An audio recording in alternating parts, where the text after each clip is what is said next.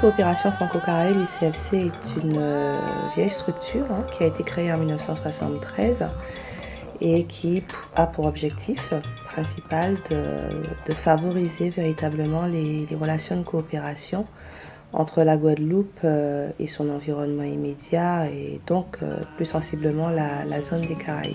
Au cours de ces longues années, l'ICFC a très souvent permis à des artistes plasticiens de la Guadeloupe de pouvoir exposer leurs œuvres au sein de biennales ou encore d'expositions qui se tiennent dans la région.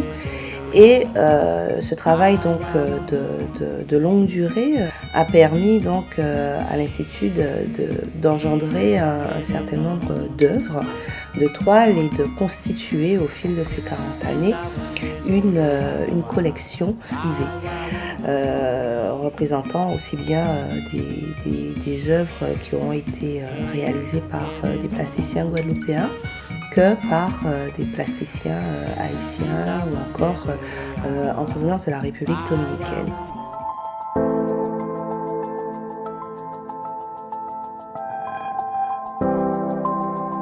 Il nous a semblé quand même important de faire en sorte que l'art aille vers la population guadeloupéenne. Et nous avons donc établi au cours de cette année 2015 une exposition itinérante qui s'est déroulée pendant toute l'année et qui a pour objectif de favoriser la rencontre entre le grand public et l'art contemporain, la peinture contemporaine de la Caraïbe.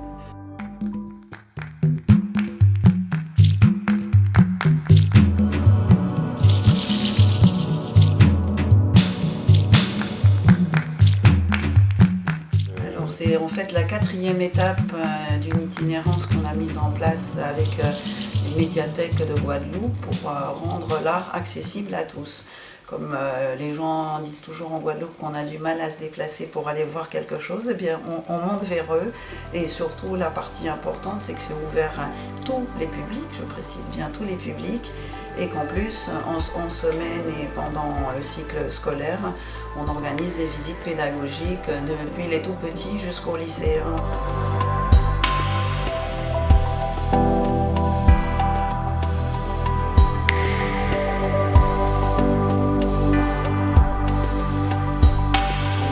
Ce genre de rencontre parce qu'on apprend beaucoup.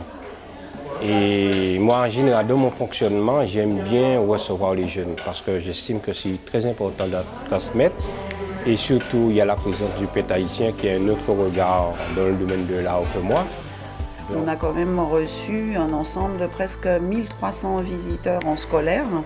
On comptabilise moins facilement les visiteurs individuels. Mais en tout cas, on a reçu 1300 élèves et le résultat de la masterclass a été un grand succès. Aujourd'hui, notre professeur d'art plastique nous a invité à une masterclass avec Nabajot, justement, un peintre connu de la Guadeloupe. On est parti sur un thème de la culture vaudou avec Haïti, etc. Donc du coup, on a fait quelques œuvres. Et on nous a laissé libre choix pour pouvoir travailler sur comment on pouvait exprimer ça. Surtout, ça a donné lieu à la création d'une dernière œuvre qui est venue s'ajouter à la collection et une œuvre que nous avons eu le plaisir ensemble de voir se faire devant nos yeux à 4 mains et avec les interventions, les commentaires des étudiants en art plastique. Donc c'est vraiment être au cœur de la création que de pouvoir assister en direct normalement à ce qui en général est plutôt considéré comme secret, qui se fait dans l'antre de l'atelier, des fois dans des conditions que d'autres pourraient trouver étranges.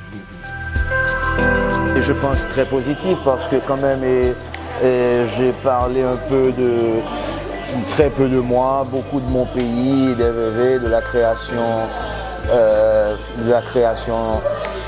par rapport à l'aspect magico-religieux en Haïti. Je vous invite à aller à la rencontre des œuvres de ces 19 artistes de notre région Caraïbe. Et j'en profite aussi pour remercier cet artiste présent dans la collection et tous ceux qui relaient cette dynamique mise en place. Cette exposition itinérante est d'abord allée en Grande Terre, au Lamentin, etc. et maintenant est sur la Basse Terre, est une idée importante parce qu'elle répond à une préoccupation majeure qui est celle de la démocratisation de l'accès aux arts et donc en l'occurrence aux arts plastiques. Ce soir nous sommes réunis pour un événement particulier, le vernissage, mais ce qui importe, si je puis dire, c'est ce qui viendra après, c'est tous les scolaires qui viendront à la médiathèque.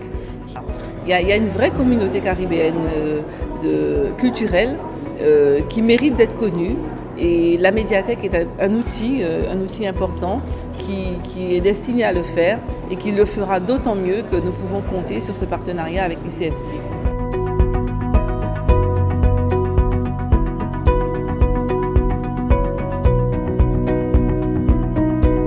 L'art traduit un sentiment d'appartenance à une région et un sentiment d'appartenance qui nous nourrit tous. Et traduit aussi une bonne partie de notre identité et permet un peu de sillonner la région Caraïbe par-delà un imaginaire un peu collectif et un imaginaire partagé.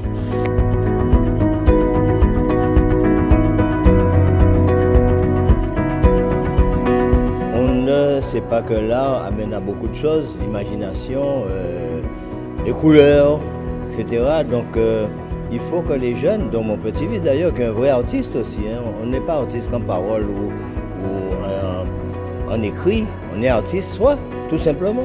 Nous sommes tous individuellement des artistes.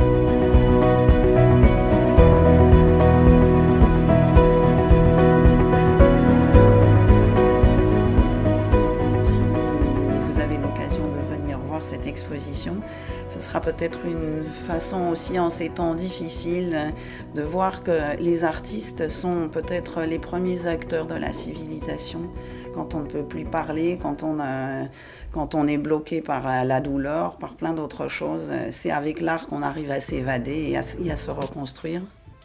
Cette exposition itinérante, c'est une invitation au voyage dans la zone des Caraïbes, mais c'est aussi un rendez-vous avec nous-mêmes. Car voir ces toiles, voir cette perception que ces artistes peintres très talentueux peuvent faire de la zone des Caraïbes nous pousse aussi à nous interroger sur notre sentiment d'appartenance et sur la façon dont on se conçoit en tant que Caribéen. C'est aussi un message qui est symbole d'unité, qui est symbole de fraternité, qui est symbole aussi d'amour et de paix. Et je pense que plus que jamais, en ces temps extrêmement troubles dans lesquels nous vivons, il était vraiment important pour nous, ICFC, de donner à voir au plus large public possible le champ du possible dans cette région qui est la nôtre.